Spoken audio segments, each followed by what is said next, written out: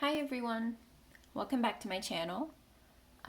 Today I wanted to talk about something that's been I've been thinking about a little bit, and that is the difference between traditional coloring and digital coloring.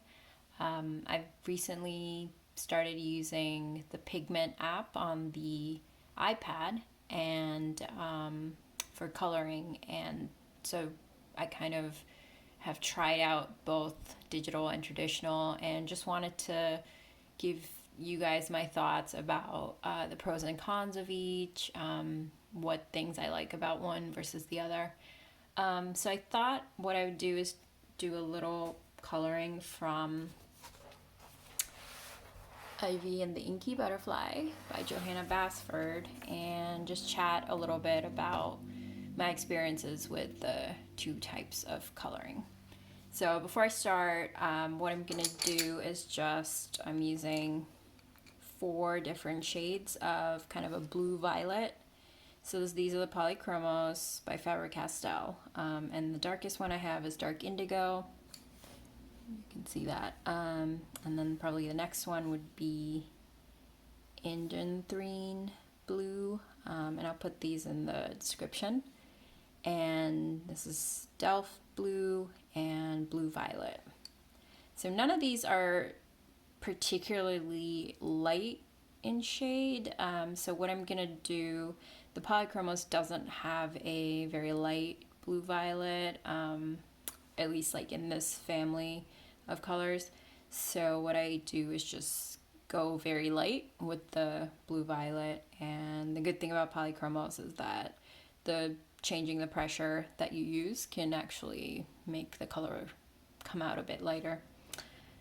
So the way I do gems, I'm going to be doing that one, is just start with the bottom. So, and this is obviously for gems that are set in this way where you're looking down on it. So I just start with the bottom layer here, and I'll start with my darkest color and sort of randomly pick different facets and fill them in. Then do the same thing with like the next darkest color, and then I sort of get lighter as I, come up to the top of the gem, and then towards the top, I'll leave like little bits of white as well. So let's get started while I talk about the digital versus traditional coloring experience. So this is sort of a take on or variation of the YouTube videos talking about traditional art versus digital art. And so it's gonna, similar pros and cons, but I want to talk about it specifically from the point of view of coloring here. So what I have realized is they both sort of have a place in my life, my lifestyle. So I've been using both since I started, and I do like different things about each of them. So the first thing I like about digital coloring is that there is no setup or cleanup. And so the pros of one are sort of going to be the cons of the other.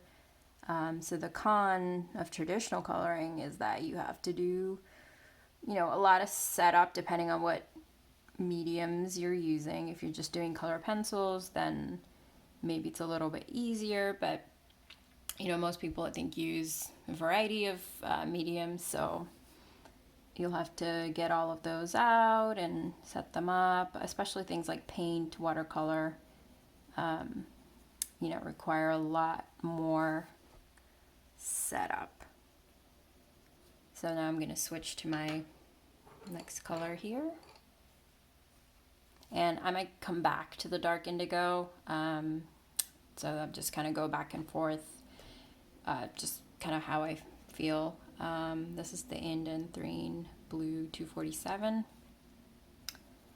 So sort of related to the setup issue is the fact that it's difficult to take with you when you travel, or, just even within your house. If you want to take it somewhere else, then it's a little bit harder because you have to move a whole bunch of stuff.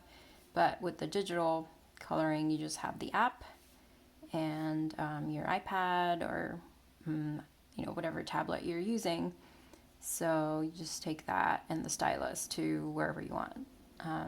So when I want to, color at the end of the day and I just want to sort of lay in bed, the iPad is a much easier option for that. Okay. Now I'm gonna go to the Delft Blue 141. So it's kind of the third lightest shade, but as I said, none of them are particularly light, so I'm gonna have to vary the pressure I put on them to get different colors. So the biggest con, I guess pro, of the traditional coloring, because I still do a lot of traditional coloring. I wondered if when I started with the iPad app, if I would sort of stop wanting to traditionally color, and that did not happen, mainly because of the experience of traditional coloring itself. I don't know what it is, but there's something about sort of the tactile feel of using a pencil or using paint or paintbrush on actual paper that really just makes coloring traditionally very enjoyable.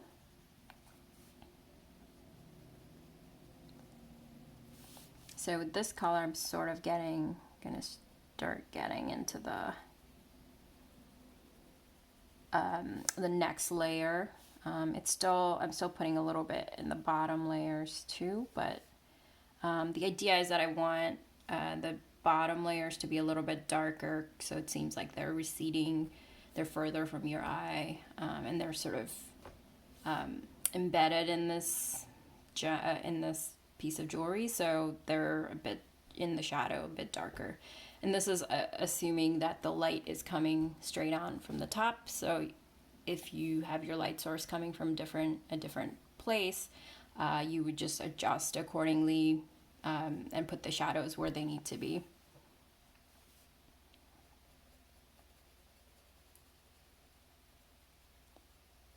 All right, and I'm gonna move to my blue violet 137 and start filling in very lightly here. So I get like a very light shade of blue violet.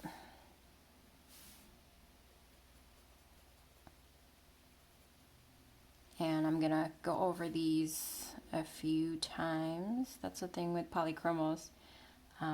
I like to layer them, like start out pretty light and then layer them as I need to.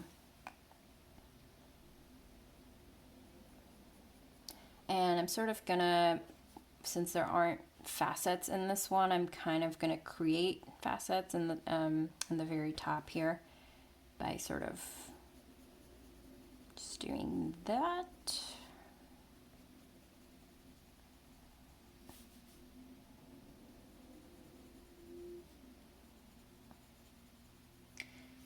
All right, so pros and cons. I think one of the cons of digital coloring is that you're sort of tethered to something that has that needs a battery to run. So if the battery dies, like you're out somewhere coloring, battery dies, don't have access to a charger, that will make it difficult to continue coloring. With traditional, you don't have that problem, obviously.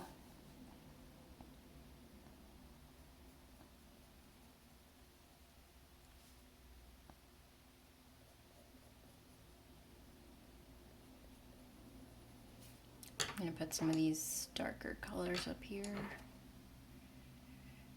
Probably not the darkest, but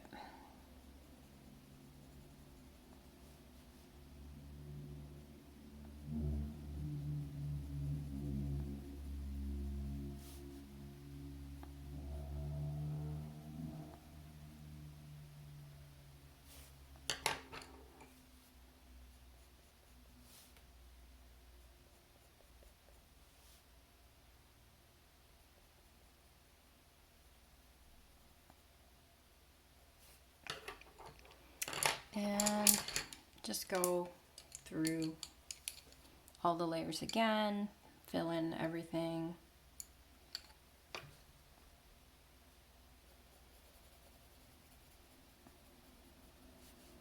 And sometimes I'll layer different colors on the same facet. So create like a different shade of that.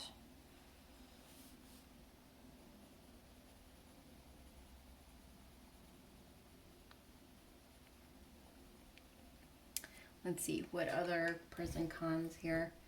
I think one of the issues with using traditional art supplies is you kind of have to make sure the things you're using are not toxic in any way. I know one of the reasons I like using Faber-Castell is I know they're vegan and they're non-toxic. So when you're using a lot of different supplies, you know, it might be harder to figure out which ones are, you know, good for you, which ones aren't.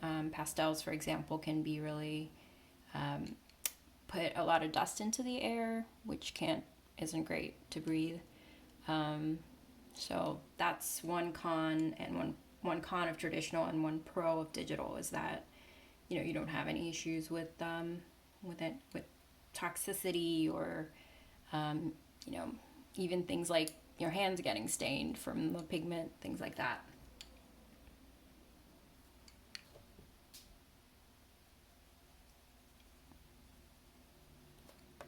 And I'm actually like breaking facets in half here and coloring one side a certain color and the other one a bit darker.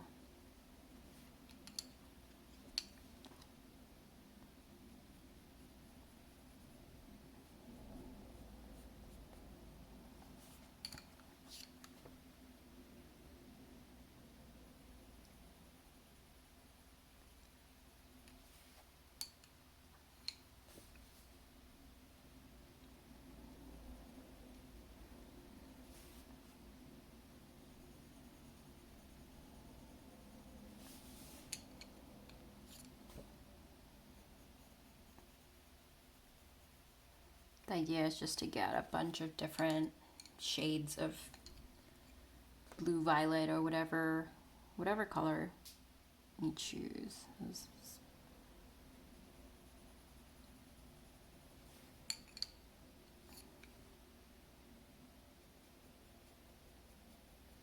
Try to create some light shades too.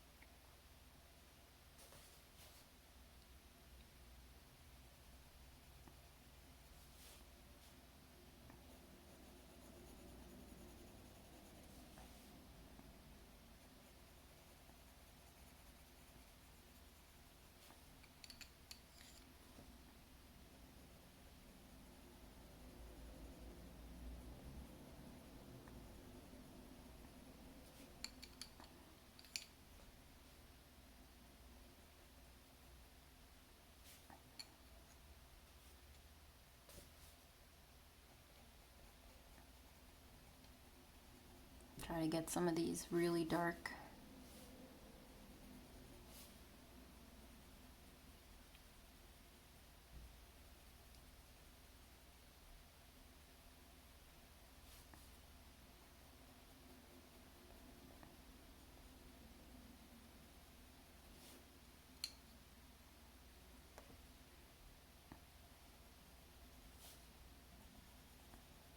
I throw in a little bit of black, some of these really dark ones to get it really dark.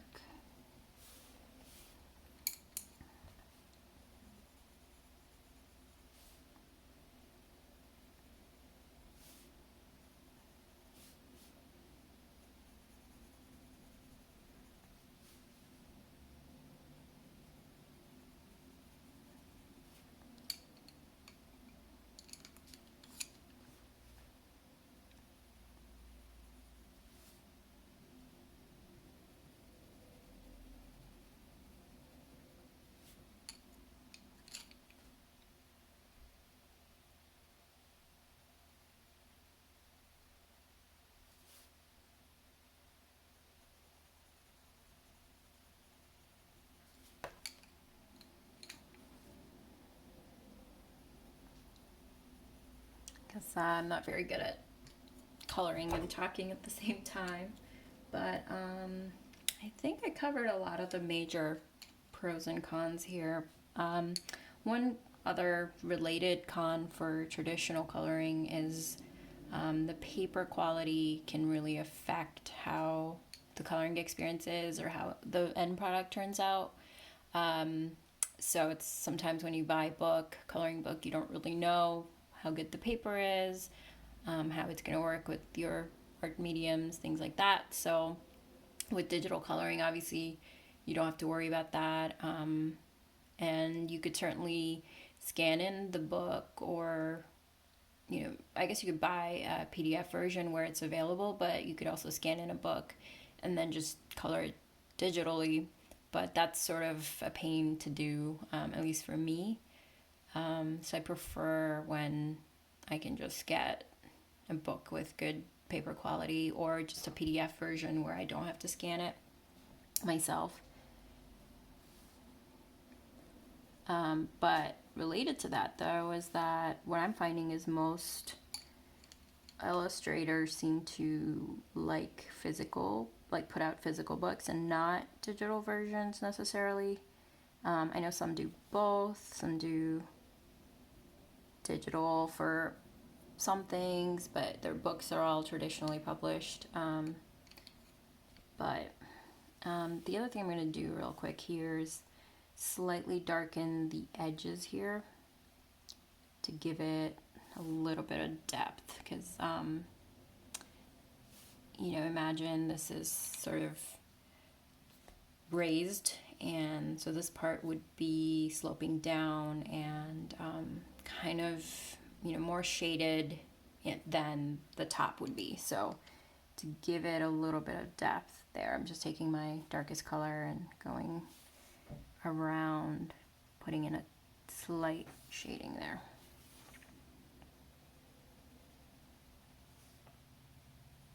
And I just make this one completely dark here. Yeah, but yeah, so most of the really nice coloring books seem to be published as books and not digitally. So that would be a big con of digital coloring and pro of traditional coloring. And I guess related to that is it's nice to be able to flip through a book especially after you've completed the whole thing, and look at all of your colorings.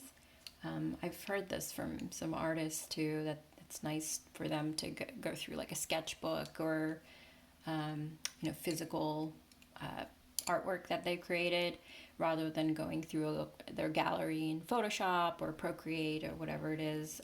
They just don't do that as much.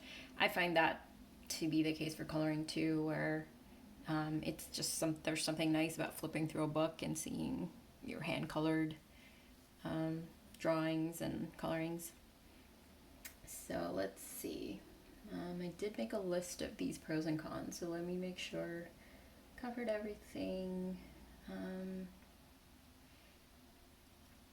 Yeah, so I mentioned the obviously digital coloring is better for travel, unless I guess you do sort of watercolor, and you can just take a little tiny like watercolor kit, set, whatever you want to call it, because I know they sell a lot of those little ones. And then that's more portable, but obviously digital, like a tablet and a stylus, is going to be the most portable there. One kind of thing you might not think about is, so color choice is much wider on the digital tablet, because you can literally pick any color on the spectrum, while with art mediums you're limited to sort of what you can mix when it comes to paint, or the physical set of pencils that you have, if it's pencils or markers, something like that.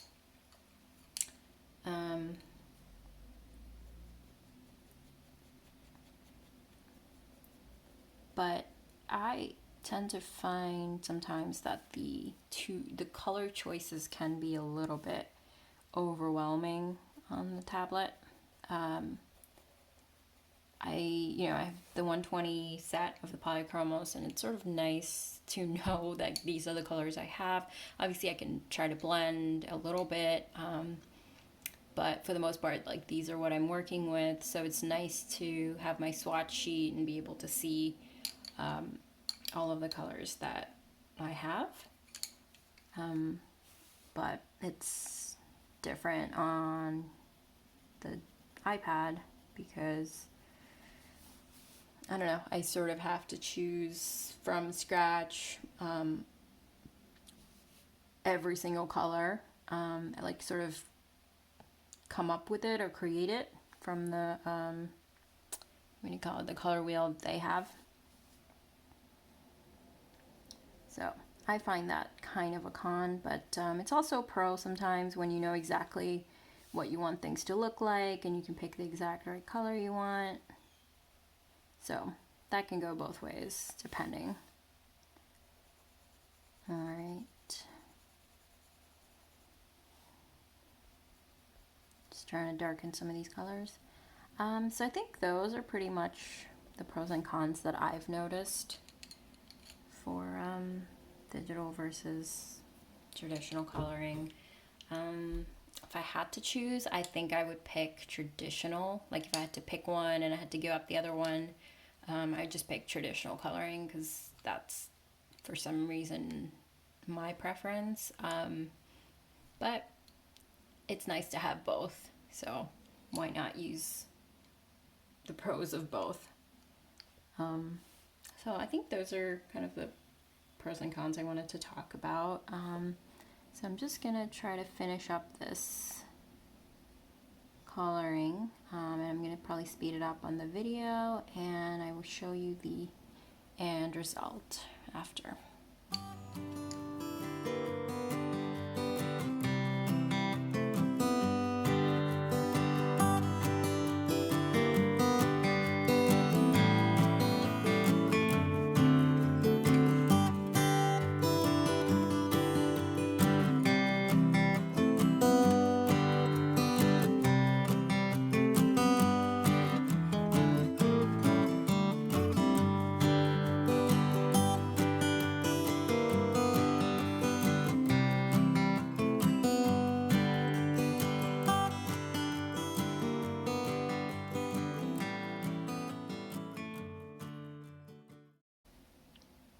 I'm going over the bottom here with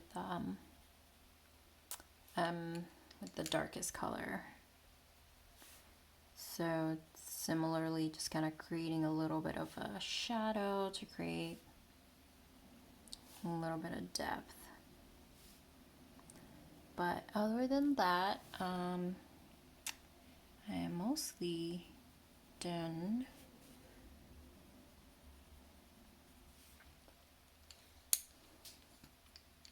So I've tried to leave a little bit kind of white here.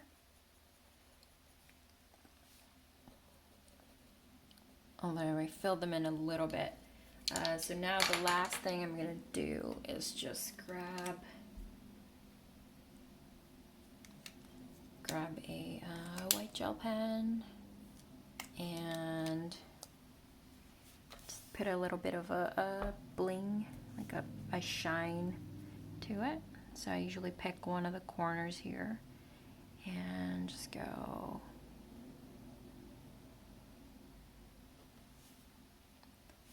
like that, and then maybe one like here,